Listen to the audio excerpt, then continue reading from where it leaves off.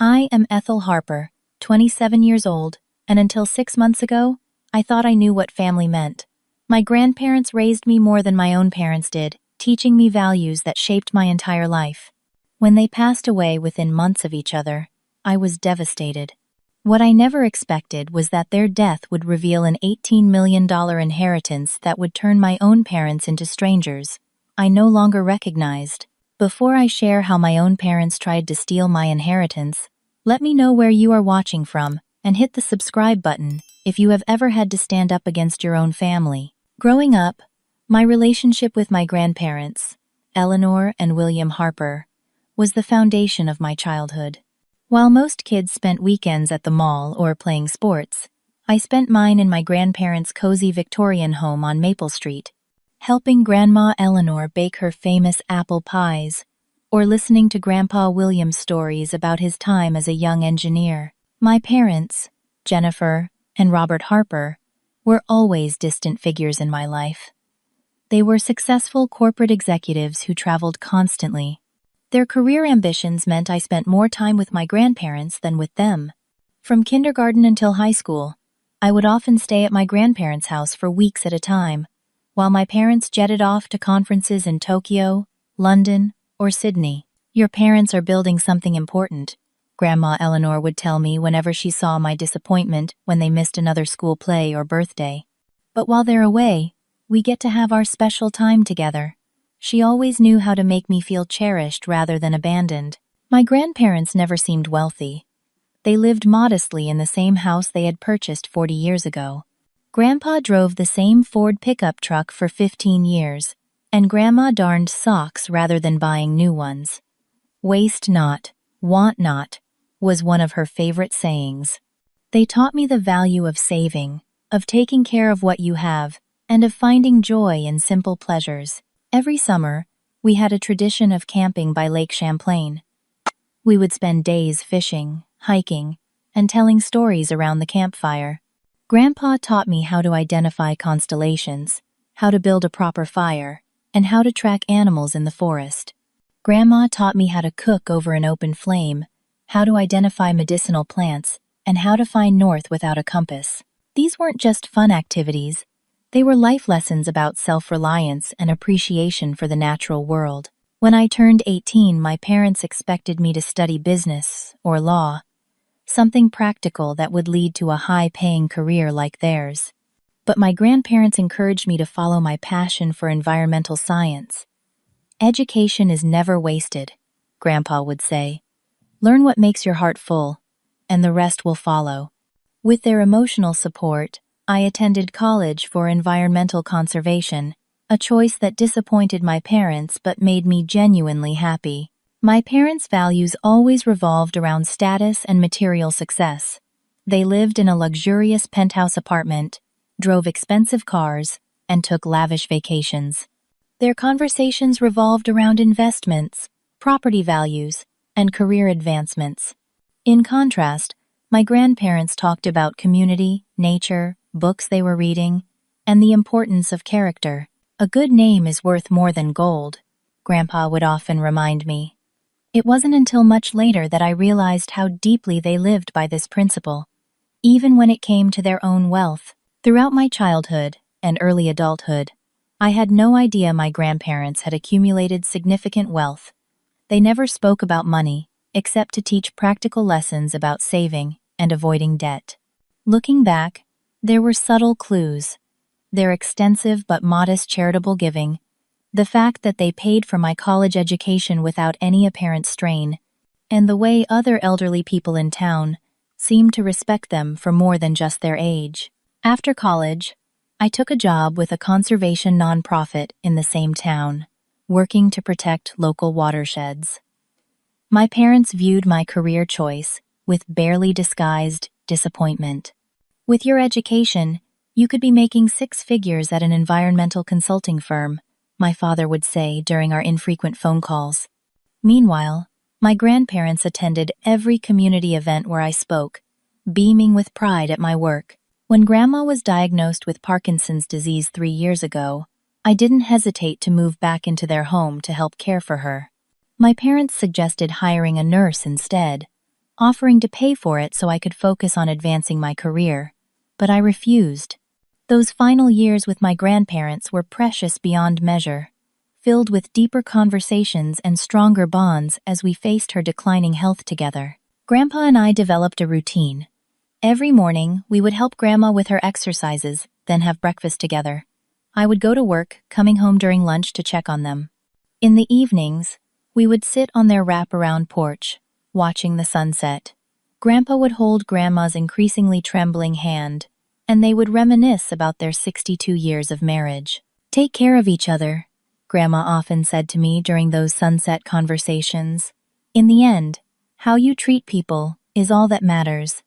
I thought she was speaking generally about life philosophy. I had no idea she was preparing me for what would come after they were gone. The day Grandma Eleanor passed away was gray and rainy, fitting for the heaviness in my heart. She went peacefully in her sleep, after a particularly good day where she had been lucid and talkative. We had looked through old photo albums, and she had told stories about her childhood that I had never heard before. It felt like a gift, that final day of clarity, before she slipped away forever. Grandpa William was stoic at the funeral, standing tall despite his 84 years. He greeted each mourner with dignity and grace, thanking them for coming to celebrate Eleanor's life. My parents flew in from a business trip in California, arriving just 2 hours before the service. They stood awkwardly at the reception, accepting condolences from people who knew my grandparents far better than they did. "Your grandmother was a remarkable woman," my mother said stiffly, as we drove back to the house afterward. It struck me as such a formal thing to say about her own mother, highlighting the emotional distance that had always existed in our family. What none of us expected was how quickly Grandpa would follow Grandma. Just 3 months later, he passed away in his armchair, a book of poetry open on his lap. The doctor said it was heart failure, but everyone who knew them said he died of a broken heart. They had rarely spent a day apart in over 6 decades of marriage. His funeral was smaller, but no less emotional. Again, my parents flew in, this time from New York, where they had been closing a business deal.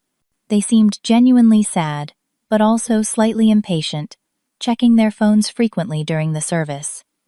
I overheard my father telling someone they would need to fly out again the next morning. The day after the funeral, we gathered at the house for a small family reception. My Uncle Timothy, my father's brother, was there with his wife and 2 teenage children. A few cousins from my mother's side also attended.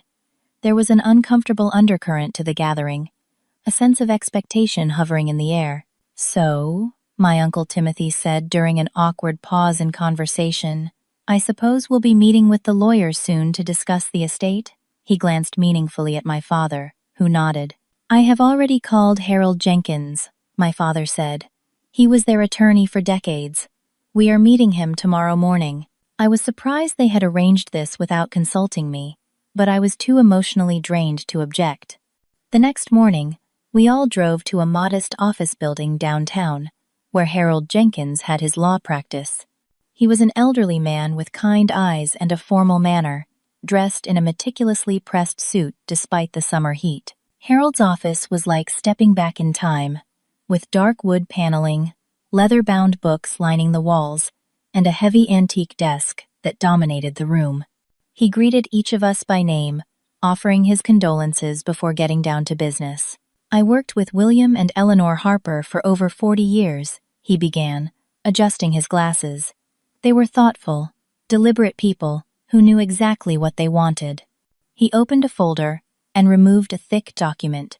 "This is their last will and testament, updated just 6 months ago, before Eleanor's health began to significantly decline." He cleared his throat and began to read.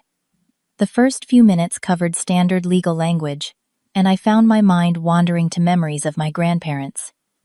Then Harold said something that snapped me back to attention. "To our beloved granddaughter, Ethel Harper, we leave our entire estate, including all financial assets, properties, and personal belongings." The room went completely silent. I looked up to see everyone staring at me. My father's face had gone pale, while my mother's had flushed red. Uncle Timothy's mouth was literally hanging open.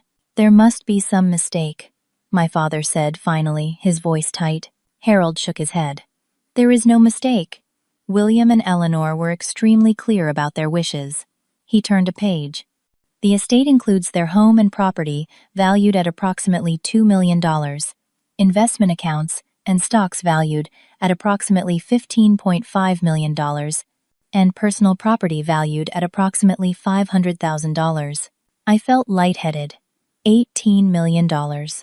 It was an incomprehensible amount. My grandparents, who darned socks and drove old trucks, had quietly amassed a fortune.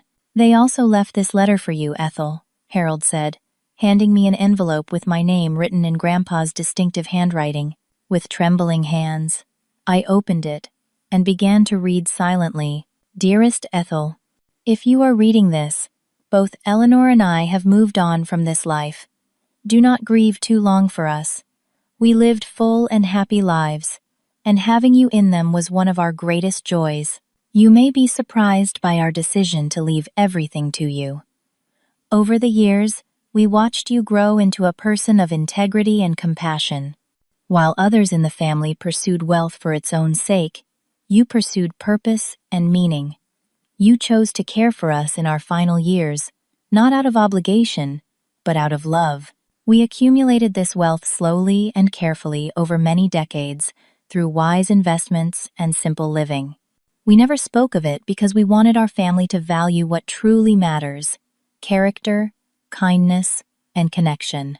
Sadly, we watched as your parents became increasingly focused on status and material success, values we do not share. We trust you to use this inheritance wisely, in ways that reflect the values we tried to instill in you. You do not need to share it, though you may choose to do so as your heart directs. This is your inheritance, not family property to be divided or controlled by others. With all our love and confidence in you, Grandpa William and Grandma Eleanor. Tears streamed down my face as I finished reading.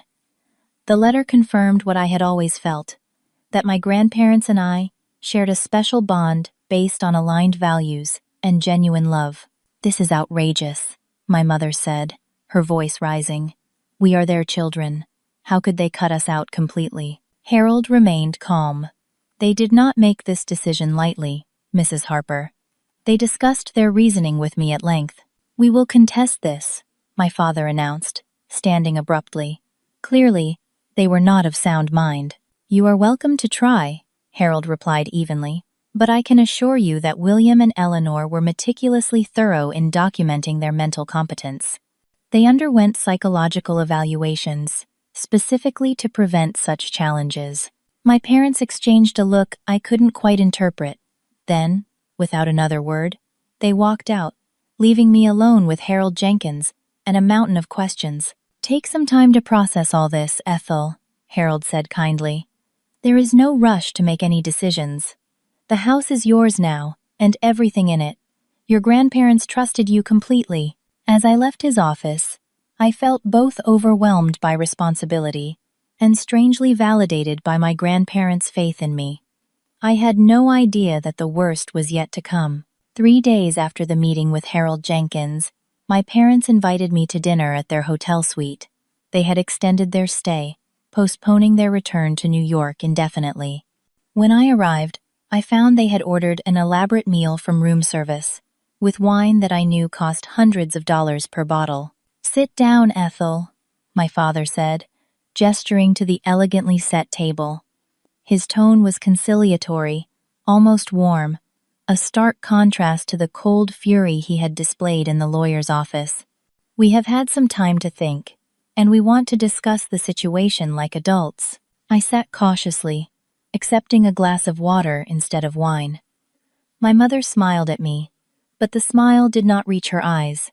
We were shocked by your grandparents' decision, she began, but we understand they were very fond of you, and we recognize that you took good care of them in their final years, my father added, slicing into his steak. That deserves acknowledgement. Their sudden change in tone made me uneasy. This was not the angry confrontation I had been bracing for, but something more calculated. That said, my father continued, setting down his knife and fork, $18 million is a significant responsibility. Managing that kind of wealth requires expertise and experience that, frankly, you simply do not have at your age. What your father is saying, my mother interjected, is that we should approach this as a family. Family money should stay with family decision makers. I have 25 years of experience in investment banking, my father said, leaning forward. I could grow that 18 million into 30 million within 5 years, with the right strategy. I took a sip of water, considering my response carefully. I appreciate your concern, but Grandma and Grandpa were clear about their wishes. I plan to honor them. My father's jaw tightened slightly, but he maintained his pleasant expression. Ethel, there is something you should know. Your mother and I have been facing some financial challenges recently. This was news to me. My parents had always projected an image of immense success. They lived in a luxury apartment, wore designer clothes, and took exotic vacations multiple times a year. The economic downturn hit some of our investments hard, my mother explained. We have significant loans that are coming due. We always planned to ask your grandparents for assistance, but then Eleanor got sick, and it never seemed like the right time. The implication was clear. They expected me to bail them out. But something about their story did not add up. We are not asking for charity, my father clarified quickly. Just a partnership. You transfer the assets to a family trust that we manage together, with my expertise guiding the investments. And naturally, a portion would help us resolve our current situation, my mother added. I thought about my grandparents' letter, about their careful observations of my parents' values. How much do you owe? I asked directly. My parents exchanged a glance. About 4 million, my father admitted. But that is not the point. The point is that you are 27 years old with no financial background. Do you really think you can manage $18 million without making catastrophic mistakes? His condescending tone sparked something in me. All my life, my parents had dismissed my choices, my education, my career, my values. Now they were dismissing my ability to honor my grandparents' explicit wishes. I may not have your financial expertise, I said carefully, but I have Harold Jenkins to advise me, and I can hire financial managers who will respect my wishes instead of pushing their own agenda. My father's pleasant facade cracked. This is absurd. We are your parents. That money should be under family control, our control. It is under family control, I replied. Mine. My mother's face hardened. You have no idea the sacrifices we made for you. While you were having fun baking cookies with your grandmother, we were working 60-hour weeks to provide for this family. To provide what? I asked, genuinely curious. You were rarely present in my life. Grandma and Grandpa raised me more than you did. It was as if I had slapped her. How dare you? We gave you everything. The conversation deteriorated rapidly from there. My father revealed that they had borrowed extensively from my grandparents over the years, loans that had been forgiven in the will. It became clear that their successful lifestyle had been partially funded by my grandparents all along. Your grandparents always intended for that money to stay with the primary family line, my father insisted. They would never have wanted you to exclude us like this. That is not what their letter said, I countered, thinking of the careful wording about values and choices. My mother's voice turned tearful. After all we have done for you, this is how you repay us? By hoarding your grandparents' fortune while your own parents struggle? I felt a stab of guilt, quickly followed by anger at the manipulation. I need time to think, I said, standing up. This is all still very new. My father's expression turned cold. Do not take too long. Family loyalty only stretches so far, Ethel. Either you work with us on this, or you are on your own. I left the hotel with my hands shaking, tears threatening to spill over. For the first time, I was seeing my parents clearly, not as the successful, busy professionals who had simply been too occupied to be present in my life, but as manipulative people who viewed relationships in terms of financial transactions. As I drove back to what was now my house, I realized the dinner had not been a reconciliation attempt, but the opening move in what would become a painful battle for my grandparents' legacy. The 2 weeks following that disastrous dinner were a masterclass in psychological warfare. It began with hourly phone calls from both parents, alternating between guilt trips, veiled threats, and occasional moments of apparent reconciliation that would dissolve into demands as soon as I showed any receptiveness. "We only want what is best for the family," my mother would say sweetly, before adding, "Your grandparents would be so disappointed to see how selfish you have become." My father took a different approach. "You realize we could challenge the will on grounds of undue influence," he told me during one call. "It would tie up every penny in legal battles for years. Nobody wins in that scenario, Ethel." I began to screen my calls, which only escalated their tactics. 3 days after the dinner, my Uncle Timothy called me. "Your father tells me you are refusing to help them, despite their financial troubles," he said, his tone heavy with disapproval. "Family should support family, Ethel." By the end of the first week, I had received similar calls from 5 extended family members, none of whom had shown much interest in my life before. It became clear that my parents were rallying the family against me, presenting themselves as victims of my selfishness, rather than opportunists trying to seize control of my inheritance. The isolation was starting to affect me. My few close friends were supportive but couldn't fully understand the complexity of the situation. "They are still your parents," my friend Danielle said gently after listening to me vent. "Maybe there is a compromise?" Even people who had known my grandparents began to look at me differently. At the grocery store, Mrs. Peterson, who had been in my grandmother's garden club, approached me with concern. "I heard things are difficult with your parents right now," she said. "Your grandmother always worried about family harmony. I am sure she would want you to find peace." It dawned on me that my parents were spreading their narrative throughout the community. Their version: a selfish granddaughter manipulated elderly grandparents into disinheriting their own children, then refused to share the windfall. The pressure intensified when my parents began showing up at my workplace. The first time, my mother appeared in the reception area of the conservation nonprofit where I worked, tearfully telling my colleagues she was worried about my mental state since my grandparents' deaths. My supervisor, Alan, called me into his office afterward. "Family issues should stay at home, Ethel," he said uncomfortably. "We cannot have scenes like that disrupting our work."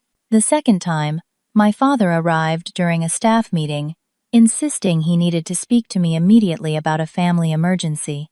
When I stepped outside to speak with him, there was no emergency, only more demands about the inheritance. The constant stress began to affect my sleep, my appetite, my concentration.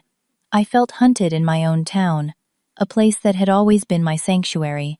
After my father's workplace ambush, I made a decision. I would temporarily move into my grandparents' house, now my house, to find some peace. The Victorian home had always been my safe haven, filled with warm memories and a sense of belonging. I packed some essentials and drove there after work, feeling a weight lift as I pulled into the familiar driveway. The house was quiet but comforting.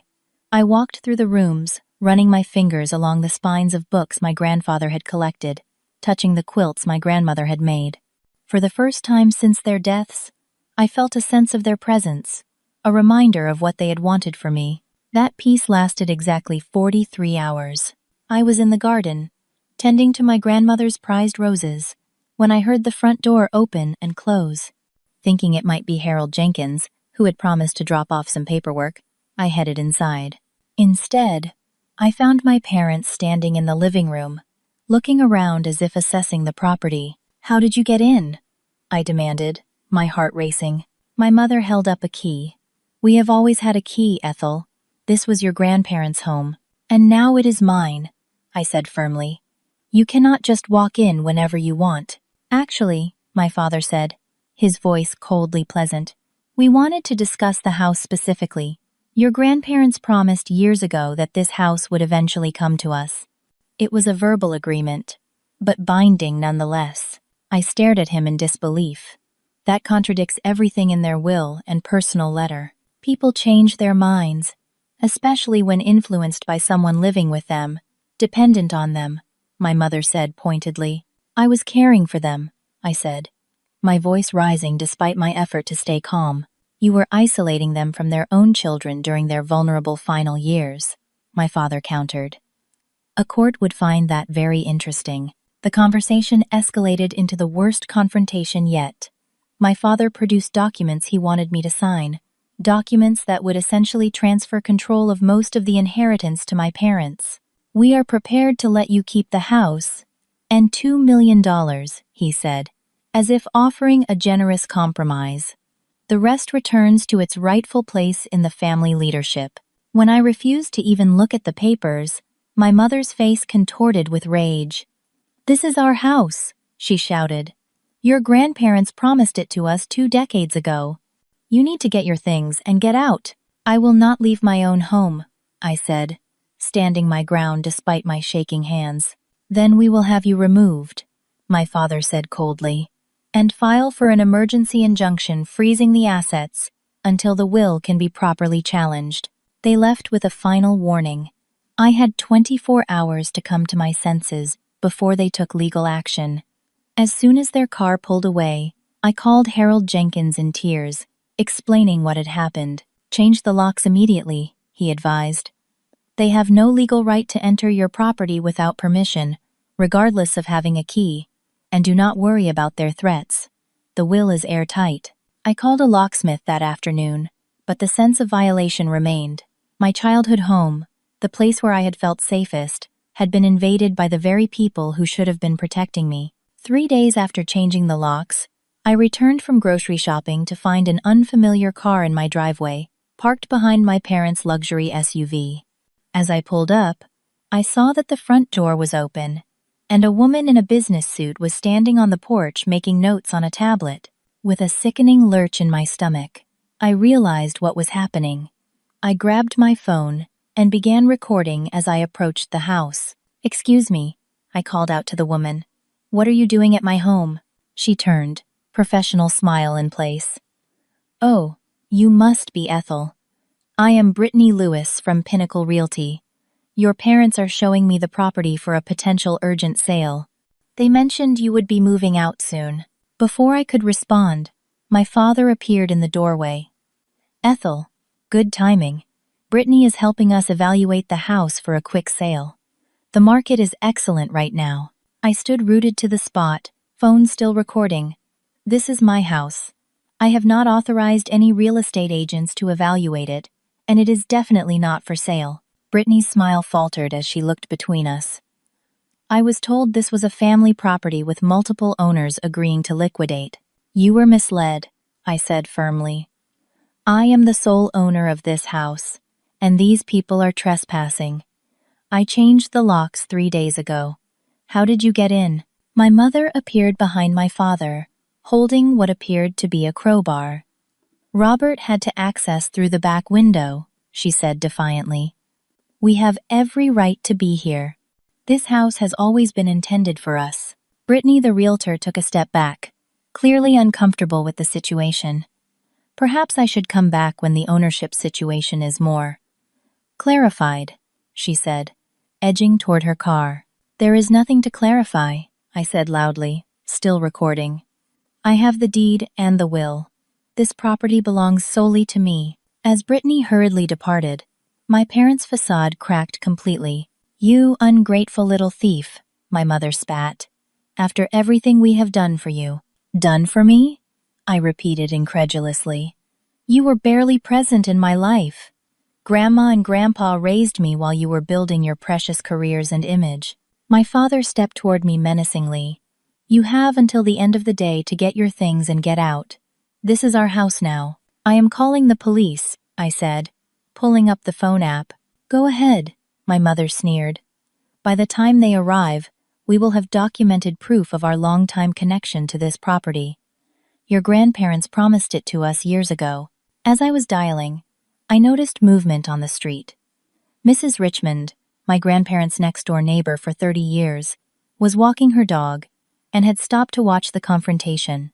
Behind her, another neighbor had come out onto his porch, clearly able to hear the shouting. Then, like an answer to a prayer I had not even articulated, a familiar blue sedan pulled up to the curb. Margaret Stewart, my grandmother's best friend since college, emerged and walked briskly toward us.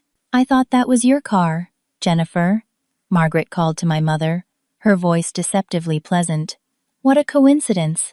I was just coming to bring Ethel some of Eleanor's favorite rose fertilizer for the garden."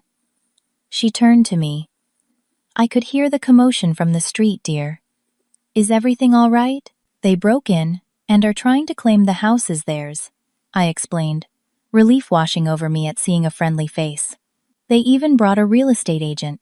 Margaret's gentle expression hardened as she turned to my parents. "How interesting. Especially since Eleanor specifically told me, multiple times over the years, that she and William wanted this house to go to Ethel. In fact, we discussed it just 3 weeks before she passed." My father's face reddened. "That is not true. They promised it to us." "Did they put that in writing, Robert?" Margaret asked calmly. "Because I know for a fact they put their actual wishes in writing with Harold Jenkins. I witnessed one of the updates to their will 2 years ago." More neighbors had gathered now, drawn by the commotion. Among them was retired Dr. Philip Blake, who had been my grandparents' physician for decades. "What is going on here?" he asked, approaching our growing group on the lawn. Before anyone could answer, a police car pulled up, responding to my call. 2 officers approached, and I quickly explained the situation. "They broke into my house," I said, pointing to my parents. "I inherited it from my grandparents, changed the locks 3 days ago because they kept entering without permission, and today came home to find they had forced entry and brought a real estate agent to evaluate it for sale." The older officer turned to my parents. "Is this true? Did you force entry into this house?" My father attempted to regain his composure. "Officer, this is a family misunderstanding. My wife and I believe we have a legitimate claim to this property based on verbal promises made by my parents before their deaths." "Do you have documentation of ownership?" the officer asked. "Not yet," my father admitted, "but we are in the process of legally challenging the will." Margaret stepped forward. "Officer, I was a close friend of William and Eleanor Harper for over 50 years. I personally witnessed them update their will to leave everything, including this house, to their granddaughter Ethel. There was no ambiguity about their wishes." Dr. Blake nodded in agreement. "I was their physician, and both William and Eleanor were of completely sound mind when they made their final arrangements. They spoke to me about their decision as well." The younger officer had been inspecting the back of the house and returned to report a damaged window frame where entry had been forced. "Mr. and Mrs. Harper, I need to see some identification," the senior officer said firmly. "Forced entry constitutes breaking and entering, regardless of family relationships." What followed was surreal. My parents were told to leave the property immediately and were warned that charges could be filed. They were made to turn over any keys or other items they had taken from the house. As they prepared to leave, my mother turned to me, her face contorted with rage and humiliation. "This is not over," she hissed. "You have turned our own community against us with your lies." "The only lies here came from you," I replied quietly. "Grandma and Grandpa saw through them years ago." After they drove away, the neighbors lingered, offering support and sharing stories about my grandparents that confirmed what I already knew. They had been beloved, respected members of the community who had made their wishes very clear. When everyone finally left and I was alone in the house again, the enormity of what had happened crashed over me. I sank onto my grandmother's favorite armchair and sobbed, mourning not just my grandparents now, but the idea of who I had thought my parents were. The family I had known was gone forever, replaced by a painful truth I could no longer ignore. The day after the break-in incident, I met with Harold Jenkins to discuss my options. He was outraged at my parents' behavior and immediately helped me file for a restraining order. "What they did constitutes breaking and entering, attempted property theft, and harassment," he explained as we completed the paperwork.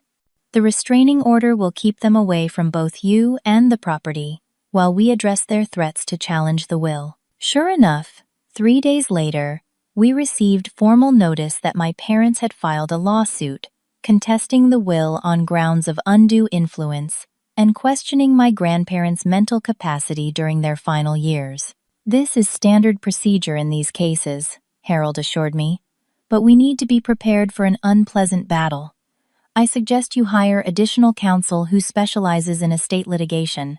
On his recommendation, I met with attorney Amanda Davis, a sharp, no-nonsense woman in her 40s, with a stellar reputation for handling contested wills. Your case is actually quite strong, Amanda told me, after reviewing the documentation. Your grandparents took exceptional precautions to ensure their wishes would be respected, including psychological evaluations and detailed documentation of their reasoning. Nevertheless, the lawsuit proceeded, and the next few months became a blur of depositions, document discoveries, and legal maneuvering. The process was exhausting and expensive, but Harold had set up an account from my inheritance specifically to cover legal expenses, anticipating potential challenges. During the discovery phase, some shocking information came to light. My parents' financial situation was far worse than they had admitted. They were not just facing $4 million in debts, they had accumulated over $12 million in liabilities through risky investments and lavish spending. More disturbingly, we discovered evidence that they had been pressuring my grandparents for money for years. Emails revealed that my father had requested loans of increasing size, becoming more insistent and less grateful with each transaction. Your grandparents forgave over $3 million in loans to your parents over the past decade, Amanda told me, reviewing the financial records. Yet they continued living beyond their means while expecting more bailouts. We also obtained testimony from my grandparents' doctors, confirming their mental competence until the very end. Dr. Blake provided particularly strong evidence, having performed cognitive assessments on both grandparents just months before they updated their will for the final time. Perhaps most revealing was the discovery of my grandmother's journals. She had kept detailed diaries for decades, and the entries from the last 5 years documented her growing concern about my parents' financial behavior and values. Robert and Jennifer visited today, one entry read. Again, the conversation turned to money within minutes. They see William's lifetime of careful investment as nothing but a potential windfall for their own use. They do not understand that money is merely a tool, not a goal in itself. William and I are increasingly certain that leaving our estate to them would be like pouring water into sand. With Ethel, at least we know the values we cherish will continue. These journals proved invaluable in establishing my grandparents' state of mind and reasoning behind their decision. After 3 grueling months of legal proceedings, the court ordered a mediation attempt before proceeding to trial. My parents, their attorney, Amanda, Harold, and I gathered in a conference room with a court-appointed mediator. My parents looked different somehow, tired and strained, but no less determined. Their attorney, a slick man in an expensive suit, presented their generous offer. They would drop the lawsuit if I agreed to give them 70% of the inheritance. This would still leave Miss Harper with over $5 million, a very substantial sum for someone her age, he argued smoothly. And it would honor the implied intentions of the deceased to provide for their immediate family. Amanda did not even look at the written proposal. My client rejects this offer completely, she said firmly. The will explicitly states the decedent's intentions, which were to leave their entire estate to their granddaughter. We have overwhelming evidence supporting both their competence and their reasoning. The mediation collapsed within an hour, and we proceeded to trial the following month. The courthouse was intimidating, all marble and echoing hallways. I wore a conservative blue dress that had belonged to my grandmother, altered slightly to fit me. It felt like bringing a piece of her with me for strength. The trial lasted 4 days, during which both my parents testified, attempting to paint a picture of a loving relationship with my grandparents that had been poisoned by my influence. Their performance might have been convincing to anyone who had not known my grandparents well. When it was my turn to testify, I spoke simply and honestly about my relationship with my grandparents, the values they had taught me, and their clear communications about their wishes. I did not try to vilify my parents. Their own actions spoke louder than any accusations I could make. Dr. Blake, Margaret, and several other community members testified about my grandparents' mental clarity and their frequently expressed intentions regarding their estate. Harold Jenkins provided powerful testimony about the careful, deliberate process my grandparents had followed in creating their will. On the final day, the judge delivered his ruling. The courtroom was silent as he spoke. Having reviewed all evidence and testimony in this matter, I find no grounds to invalidate the will of William and Eleanor Harper.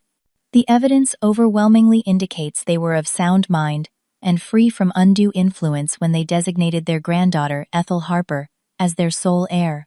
Their detailed letter, explaining their reasoning, further supports the conclusion that this was a carefully considered decision aligned with their values and wishes. He continued, addressing my parents directly.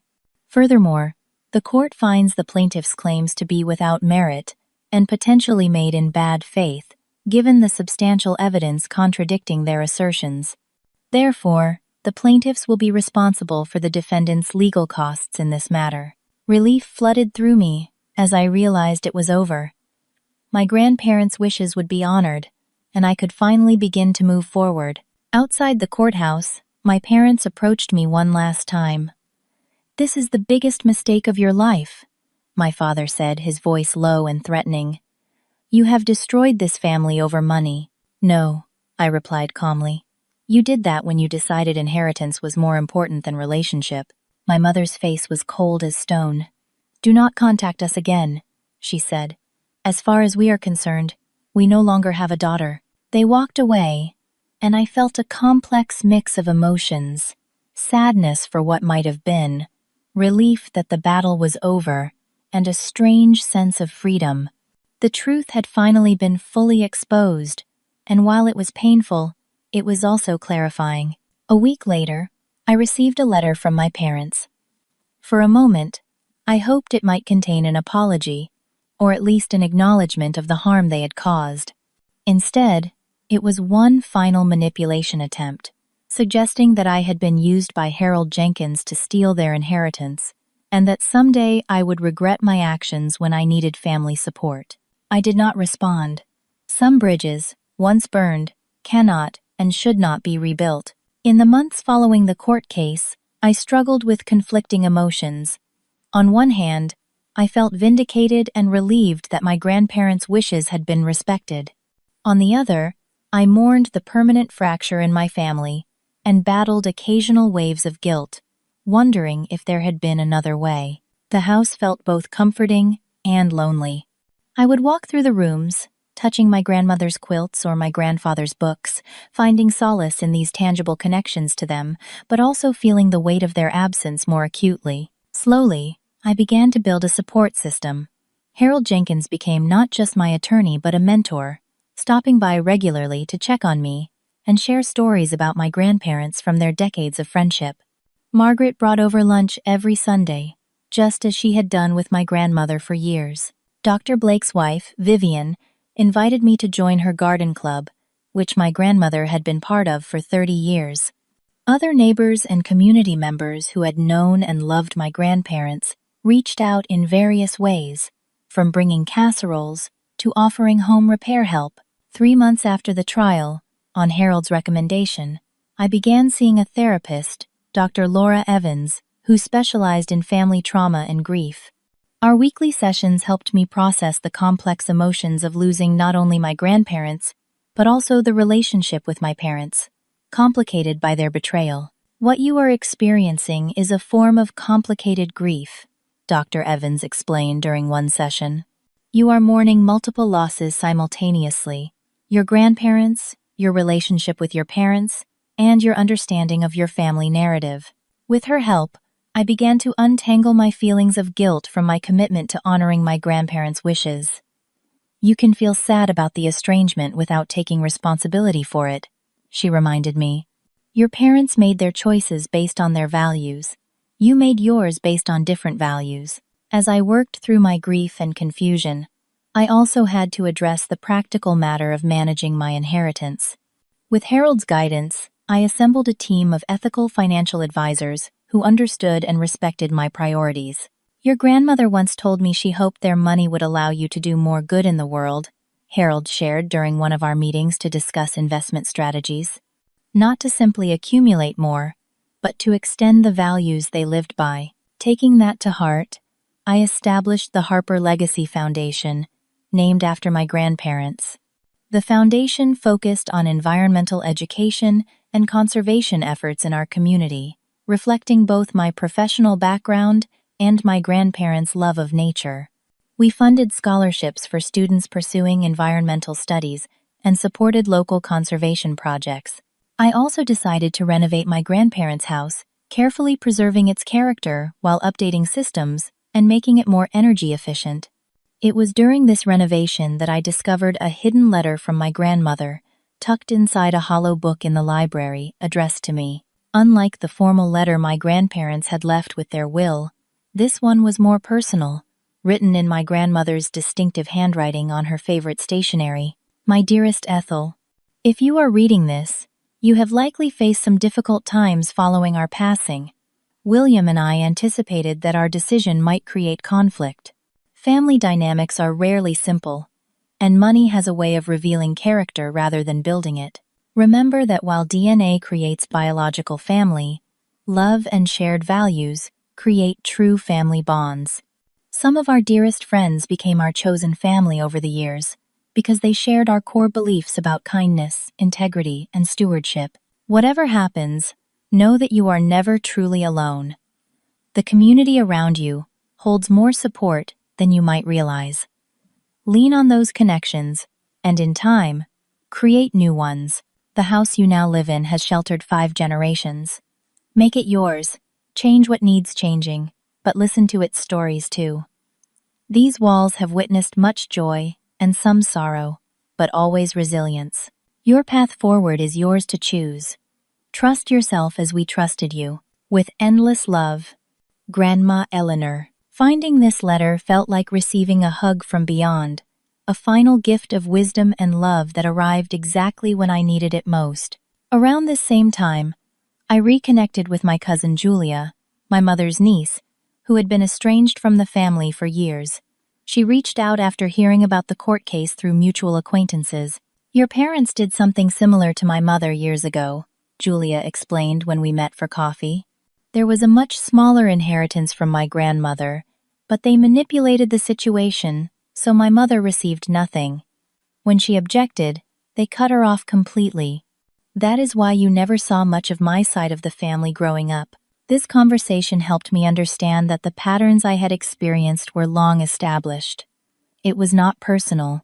It was simply who my parents were, and had always been. Julia and I formed a friendship based on our shared experiences and mutual understanding.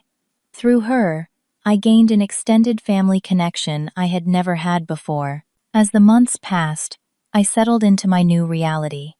The acute pain of betrayal gradually dulled, replaced by a steady determination to live according to my grandparents' values while forging my own path. I continued my work in environmental conservation, now with the additional resources to make a larger impact. The Harper Legacy Foundation funded the restoration of a local wetland that had been threatened by development, creating both an environmental preserve and an educational center for the community. Occasionally, I would hear news about my parents through mutual connections. They had moved to Arizona, where my father had taken a position with a smaller firm. They apparently still harbored bitterness about the inheritance, telling anyone who would listen that I had manipulated my grandparents. But their narrative had lost its power to hurt me. I realized that money does not create character flaws. It merely reveals and magnifies what is already there. My grandparents had understood this fundamental truth and had made their decisions accordingly. 2 years after inheriting my grandparents' estate, I hosted a community gathering in the garden they had loved so much. Friends, neighbors, and even some distant relatives who had reconnected with me attended. We shared stories about Eleanor and William, laughed over old photographs, and celebrated the values they had embodied. Standing in that garden, surrounded by people who had truly known and loved my grandparents, I felt a sense of peace settle over me. The inheritance had brought both pain and possibility, but ultimately it had clarified what matters most: integrity, community, and living in alignment with one's deepest values. My grandparents gave me much more than money. They gave me a model for how to live, how to love, and how to navigate difficult choices with grace. That was the true inheritance, one that could never be disputed in court or diminished by others' greed. Have you ever had to stand up for what is right even when it cost you a relationship? I would love to hear your stories in the comments below. Sometimes the hardest choices lead us to the most authentic lives. If this story resonated with you, please like and subscribe to hear more journeys of finding strength through difficult family situations. And remember to share with someone who might need to hear that standing in their truth is worth it, even when it is painful. Thank you for listening to my story, and I wish you the courage to honor your own values, whatever challenges you might face.